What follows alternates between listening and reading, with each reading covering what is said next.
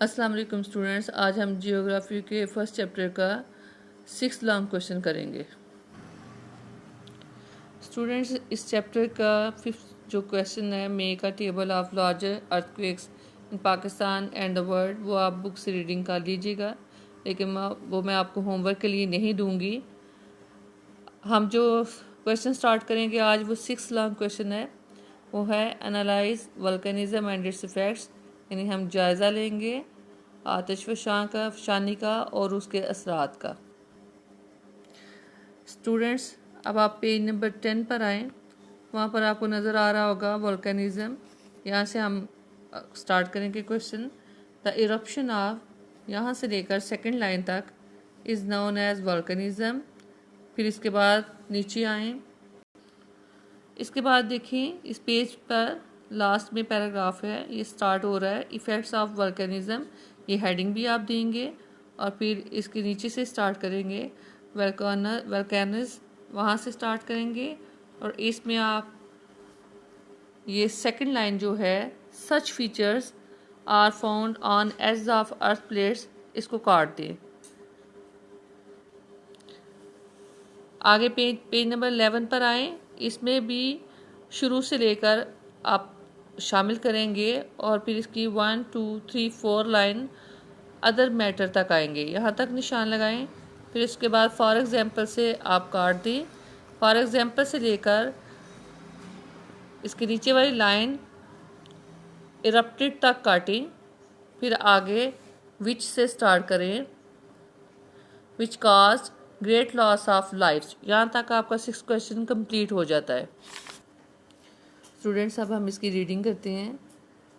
The eruption of a hot semi-solid matter magma from the surface of earth is known as volcanism.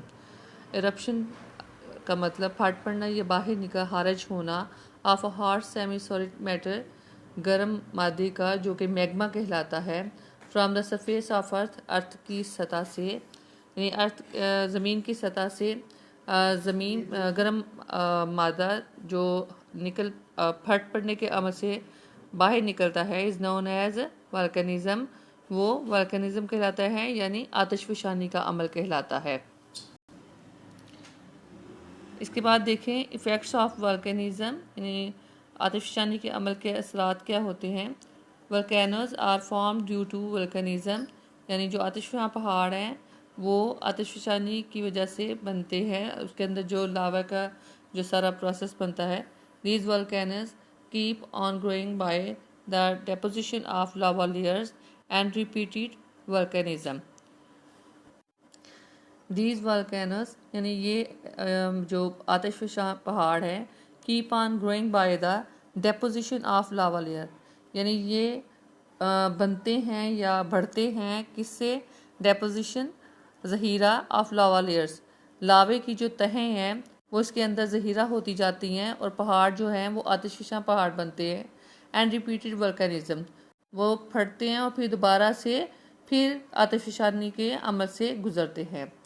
Number 2, the matter, gases and dust etcetera, जो मादा है जो आतिशफ़शा के पहाड़ों से निकलता है, गैसें और डस्ट जो है धुआं, यानी कि विच कम आउट फ्राम वल्केनस, वो आतिशफ़शा के पहाड़ों से बाहर निकलते हैं।